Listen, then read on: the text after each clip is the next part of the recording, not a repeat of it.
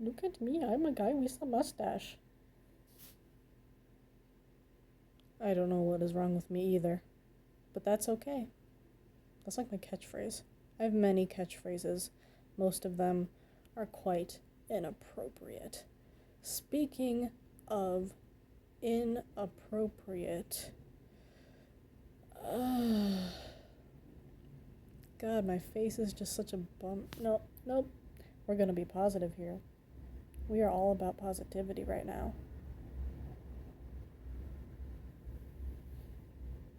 And my hair, my quarantine hair, is terrible. Uh, that's okay. That's okay. Topic of today's video, which was created 9 months from my last video, because I don't want to say I don't care, but it's hard to care about things when I'm like depressed. So the YouTube channel's kind of fallen by the wayside. Is that an expression? Did I say that right? Whatever, man. It's okie dokie. What was I gonna talk about? Oh yeah, I was gonna talk about my opinion on creepypasta. Cause like, I think a lot of people go through that phase when they're preteen or teenagers and they're like, oh my god, creepypasta is awesome and I am awesome for liking it because it's creepy, and the normies wouldn't get it because they're too scared. And we're like, I'm on Quotev or Quotev. I have heard it pronounced both ways. I don't know. I'm on Quotev, and whenever I encounter a creepypasta account, like, I almost always see in their profile, normal girls wear dresses, we wear beanies. Normal girls say, why did you do that? We say you shouldn't have done that. And like, I understand that it's like, I think it's great that like you embrace that you're unique and that you're outside of the norm, but I don't, how can I say this without being a jerk? Because I have said this while being a jerk when I was like 13. Like, when I was 12, I was like, yeah, creepypasta. And then I turned 13 and I was like, ew, disgusting. I was 12. Creepypasta is disgusting. I'm so glad I'm not 12 anymore. Thank God I'm 13. You know? You know when you're 13?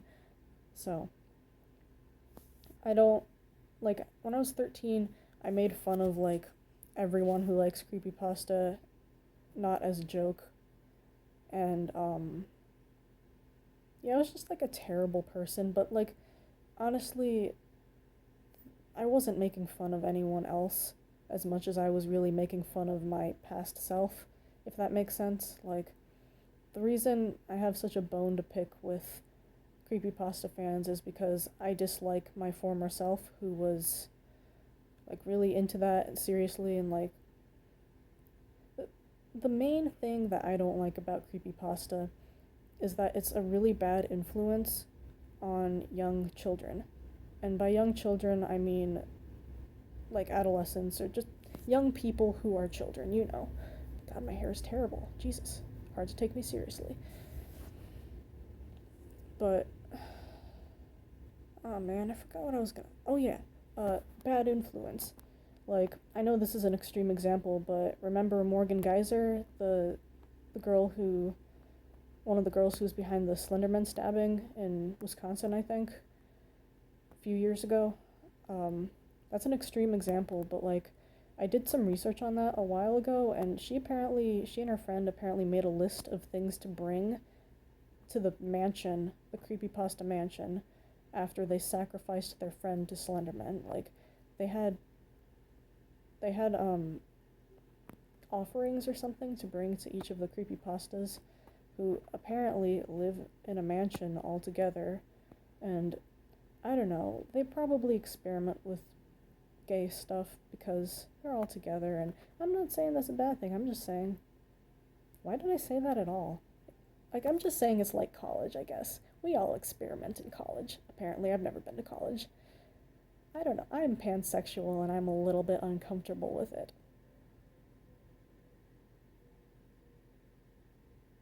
People are uncomfortable when I am myself, so I am uncomfortable when I am myself. And I'm just kind of, Jesus Christ, I should edit this video, but I'm too lazy. That's okay. Might redo it instead. I keep forgetting, like, everything I'm gonna say. Like, I am really hard to take seriously right now because I'm putting, like, zero effort into this video. That's because, like, I care about sending the message. I just don't really care about making it pretty. Like, I would love for it to be pretty, but I guess what I'm saying is I'm lazy, and maybe it's not laziness, maybe it's just like I'm so depressed I don't really care. Or maybe it is laziness. It's hard to differentiate for me because I'm really good at shaming myself for being lazy, even if I'm just too depressed to move. There's a difference, but my brain refuses to see it sometimes. You know how that goes. Anyways, it's like creepypasta is bad influence on young children. Like, I remember when I was 12 and I got into it, I was like, one of the first stories I heard was the story of Jeff the Killer, and I was kind of afraid of it. Not because I thought, oh my god, he was gonna come and tell me to go to sleep. Oh no. I was afraid of it because of how easily he lost control of himself and hurt people. And I thought I was capable, like, technically, most of us are capable of committing heinous crimes. And just like that thought, I've been diagnosed with OCD since then, and I think that those thoughts were part of my OCD. Like, I would just obsess and get into a thought loop over, oh my god, I could easily just kill someone. I could easily just kill someone. And I would obsess over it, and it was really distressing. But, like, being in the creepypasta community, like, kind of glorified that. And that's disgusting. Like, don't glorify murder. Why would you do that? Like, I understand having, like, complex characters in a fictional setting who, like, in a morally gray area, I get that. But the whole point of the creepypasta fandom, or maybe it's not the point, but, like, that's the main thing that you see in the fandom, is that they glorify murder and mental illnesses and antisocial behavior, and it's just like, not I'm not saying that mental illness is something that you should be ashamed of or that it's something that defines you. I'm saying that, like, it's not a personality. Like you can't just make an OC and say, "Oh, she's depressed and she has anger issues." Well, what does she like to do for fun? Kill people. Like, what? That's not a freaking hobby. That's a crime. It's not. How do I explain this? It's just not cool. Like, kids think kids seem to think that killing is, like, cool or something, and I'm just like, honey bun, what? Like, okay, that was overly judgmental because I have some feelings about this. I am trying not to be judgmental. I'm trying not to be a jerk. It's so hard though because my brain is a jerk. Woe is me. Like, I feel like a lot of people think about, there are probably a lot of people who are, like, in the fandom but are reasonable about it, and they don't, like, when I'm not saying, like, I used to tend to universalize my own experiences and assume that, oh, because I was going through this minor thing and I dramatized it, other people are just making up their own problems. I used to, like, think that way when I was, like, 13. So, like, when I was 13, I was like, oh my god, I made up, like, this slightly tragic backstory for myself. well, I didn't make it up, but like something minorly upsetting happened to me like a while ago, and I was like, oh my god, this is my tragic backstory. This is why I would become a killer. Because some kid kissed me in second grade and I didn't want to kiss. And that was literally it. That was the freaking sad backstory. But okay, that's not all. Just like I had a super phobia of rape at the time too, because when I was like 11 or 12, I read books like Speak and Sold, and I was not ready to read those books. I was too young. It was I thought I was prepared, I was not prepared. And just like the fear of that, of being like, I've always had a fear of not being in control of anything really. And the thought that someone could overpower me and just use me for that purpose without any consideration of my feelings, no matter how hard I fought back, no matter how many martial arts belts I had earned, no matter what, like it could still happen. And that freaked me out so much. And I was in seventh grade, which is when everyone starts getting, hormony. And kids would make these like really inappropriate jokes at school, and like kids would make jokes that I would laugh at now, but in school I just wasn't comfortable hearing those jokes. So I just got like all offended and upset with it, and like that was my tragic backstory. That was it. And then when I was 13, I realized, Jesus Christ, what am I doing? That is that is not tragic. Jesus. Like that is not an excuse or justification to hurt anyone. Like what was I thinking? So that's that was just my own experience. And then I kind of assumed that, oh, well, if I was kind of making up a tragic backstory, then everyone else is making it up too. So basically, I was a little butthole, and I decided to invalidate the suffering of online strangers who were about my age. Like, I didn't realize that was what I was doing at the time. I just thought I honestly thought I was a creepypasta muckraker. I thought I was a yellow journalist digging up dirt on the creepypasta fandom, exposing them for who they are as just moody teenagers. I thought I was doing important work. Like, shut up. Just shut up. Like, I'm telling this to myself. I'm not telling you to shut up. I'm saying 13-year-old me needs to shut up because 13-year-old me universalizes their experiences, and 13-year-old me has no right whatsoever to tell strangers that their suffering is invalid. Like, I didn't say it exactly like that, but that was basically the message. Because, well, I already explained why. I keep wanting to explain it though because I don't like looking like a bad person.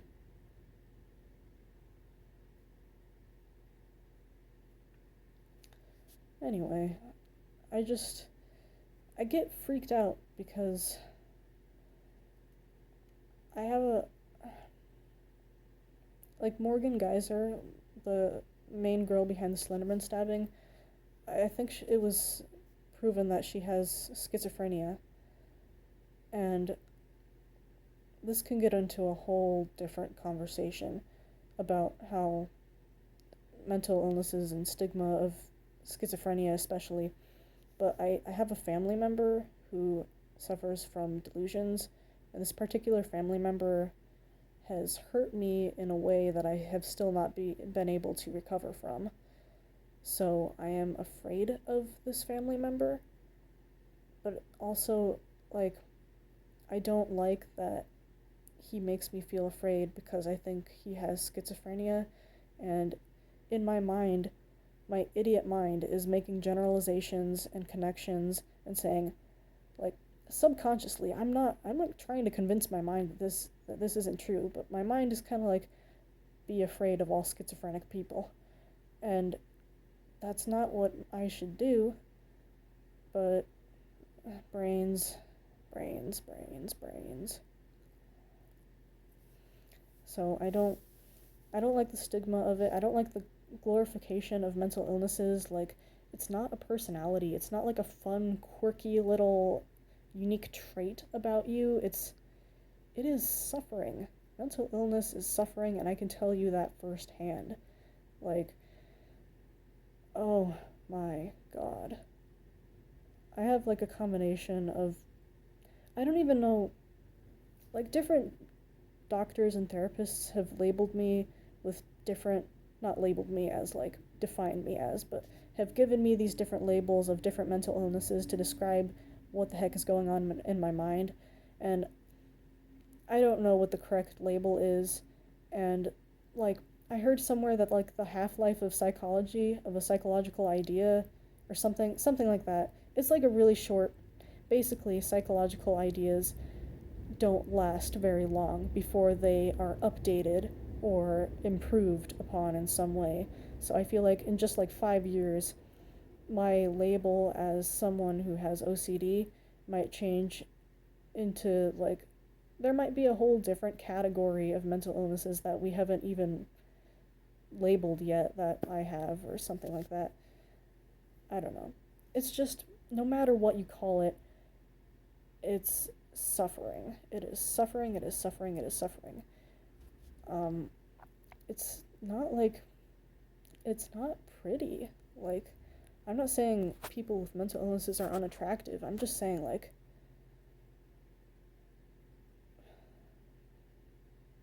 I don't know. How do I how do I say this without being awkward and completely conveying the wrong message? I ask myself every day because I'm bad at speaking words. You know this. I've been talking for 17 minutes. That's okay. I'm okay with that. Nobody's really gonna watch 17 minutes of me talking. But, I just wish that, I don't know. I I kind of dislike horror in general, even though I used to like it, just because I am way more impressionable and influenceable than I ever thought. Like when I was 12, I assumed like I was just an independent, free-willed person, which I mean I kind of am, but like the things that I watch, the things that I allow into my brain, they really have a big impact on my emotions. So if I look at a creepy story where a dog dies, I'm gonna be sad for a fucking week. I'm I'm not gonna be okay because I love dogs. Even if it's a if even if it's a fictional dog, I am so sad for the hypothetical dog because I love dogs. And so I just can't like look at that stuff because it's it's just going to have such an effect on me that's going to render me completely useless in actually trying to save the world, which is what my generation needs to do apparently. Thanks, boomers. Um, I don't like creepy pasta. I just wish that the fandom was, I don't I don't know. I don't know what I wish about the fandom. I wish the fandom was more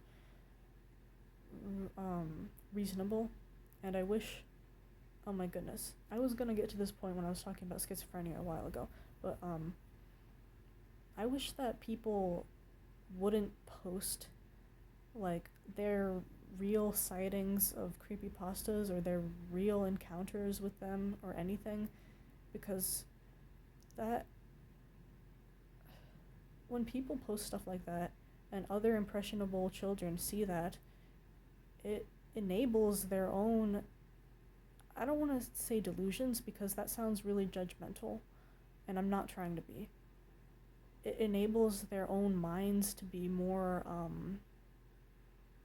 likely to start seeing things that are making connections that aren't there. Like, if they see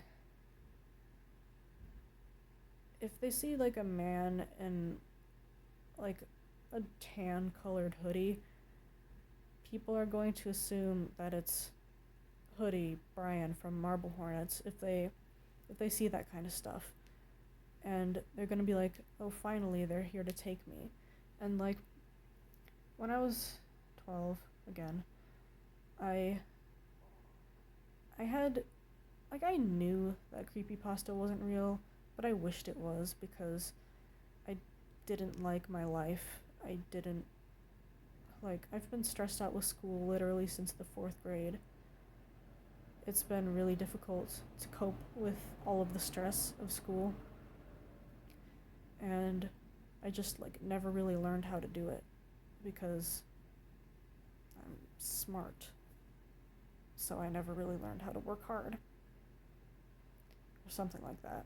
I'm not sure if that's very oversimplified, but when I got stressed out in 7th grade, cuz I had so much work, I just wanted to escape to a land where I could cope by inflicting harm on other people, but it's also kind of like a self-harm thing for me. Like, if I inflict harm upon other people or animals or insects or anything, it's really just to hurt myself because as much as I sometimes used to pretend I was a sociopath, I am an extreme empath, and I always have been.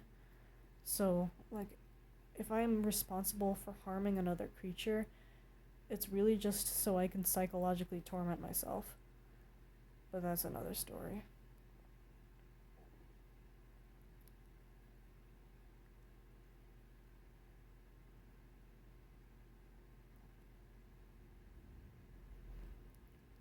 I just I wished that creepypasta was real, and I got a really bad lung infection, or it started with strep throat and then it turned into possibly bronchitis or some type of other lung infection, maybe pneumonia, and it lasted for months. And I was coughing so much there was blood in my throat, and everything was miserable for months. I couldn't do martial arts, which I love to do, and it was and still is one of my favorite coping skills. So I really couldn't do that because I just couldn't breathe if I was exercising. And that kind of took away one of my supports, and I I just started wishing that my symptoms were of slender sickness, even though in the back of my mind I knew it wasn't real. I just kind of wanted to be whisked away into some sort of fantasy world where I could do whatever I want and be lawless and not have to worry about my conscience. And so, what I'm saying is that when people post, on Quotev, I've seen multiple books uh, of people showing their real encounters with creepypasta, or their evidence for such encounters, such as seeing a shadow in the corner of their eye at night.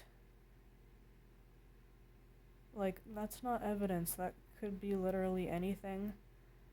Like, people are just so quick to assume when they're in this fandom. They're so quick to assume that anything out of the ordinary is them being watched by the operator or whatever you wish to call whatever. And that enables other people to start thinking the same way. Like, people, this is psychologically true. People will become more paranoid that someone is watching them after watching a horror movie.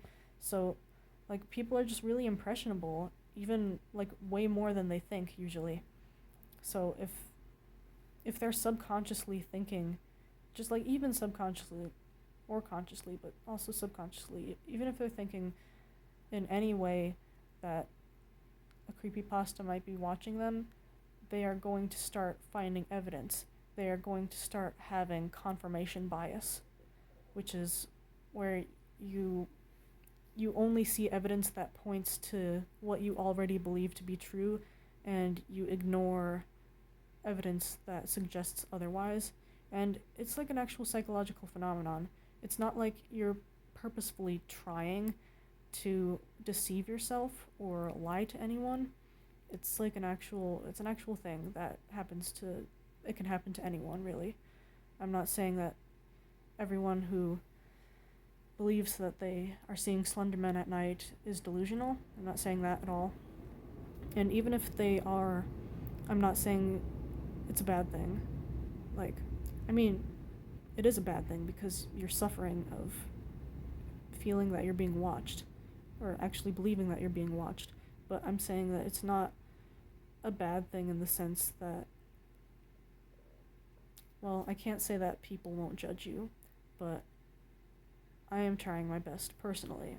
I speak for myself when I say that I am trying my best to understand all situations and mental conditions and anything like that. So I'm not saying like it is kind of taboo still in society, and that's very unfortunate. But I want to make a change and help reduce the stigma of delusions or any type of mental illness. And like, if you get some sort of diagnosis, or even if some bully or something calls you delusional, like, that's like an insult now. Or it's like a label that someone puts on you, and you feel kind of confined by that sometimes. Maybe not everyone, but it's also really invalidating, probably, I would assume, if like you really genuinely believe that you're being watched and people tell you no, you're not. And you just feel like you're not being listened to, like nobody's listening to you, nobody understands. You probably feel really alone. And so my heart goes out to anyone who truly believes that they are being watched by anything dangerous, I guess.